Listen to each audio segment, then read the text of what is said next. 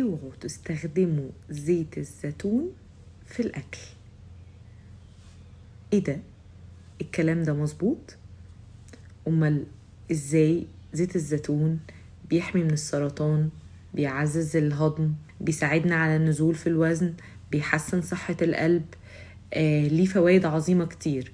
امال ايه اللي انتي قلتيه في الاول؟ ده انفصام في الشخصية ولا ايه؟ لا، ده مش انفصام في الشخصية. زيت الزيتون بجد يا جماعة مفيد جدا وفوائده عظيمة جدا لو استخدمناه على البارد.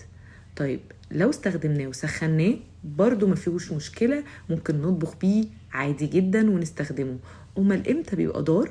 بيبقى ضار في حالة واحدة، لو انا وصلته لحالة البيرنينج او الحرقان، ان انا قعدت اقلي بيه او استخدمته في القلي او زودت الحرارة عالية قوي وابتدى لونه يغير ويبقى يتحرق، ساعتها بيبقى كارسينوجينيك او بيسبب امراض السرطان.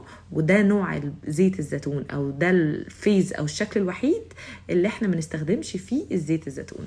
عرفتوا امتى مش هتطبخوا بزيت الزيتون؟ لو وصلتوه للمرحلة دي.